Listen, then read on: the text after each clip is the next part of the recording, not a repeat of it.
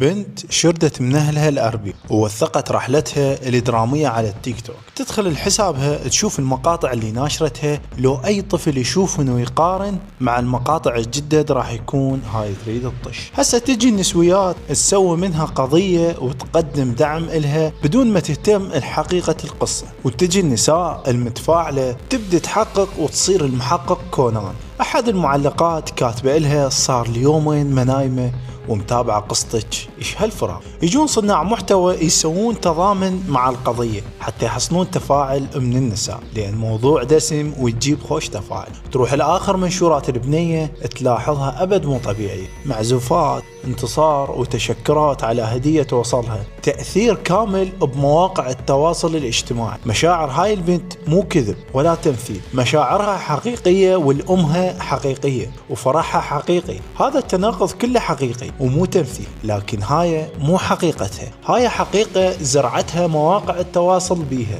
تأثرها بالمواقع زرعتها احتياجات مزيفة، مثل احتياجات الشهرة، احتياجات تعاطف الناس. هاي الاحتياجات تخليها تشعر بالعدم وبالمظلومية إذا ما تحقق. ليش؟ لأن مدمنة مواقع تواصل اجتماعي ومتشبعة بحياة الانترنت، بالضبط نفس التعبئة اللي تمارسها النسويات اتجاه النساء، ودفعت الكثير منهن لهدم بيوتهن وخسارة حياتهن الزوجية. انت ما عايشة مثل غيرك، انت حاليا مثل الجارية، انت اصلا ما ذقت حياة التحرر، انت مظلومة، انت عبدة. هيش تعبئة مستمرة بأساليب خبيثة ومؤثرات مختارينها بعناية. شلون ما تأثر؟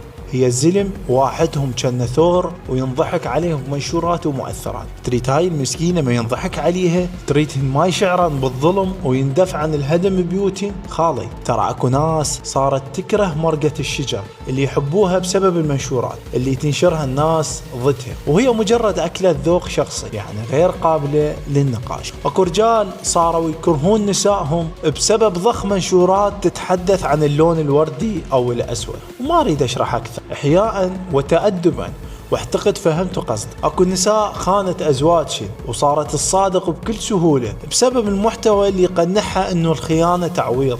السؤال هو انت محصن اهلك من تأثير مواقع التواصل؟ لو انطيتهم اجهزة وهاي هي، شو يضمن لك باكر ما يصير بيك نفس اللي جاي يصير؟ اهلك توعيهم، لو مخلصها بس تنطيهم اكل وتعتبرها هاي هي، سويت اللي علي وكأنك مربى صخول وطليان. وتحياتي للناس الفاهمة والواعية.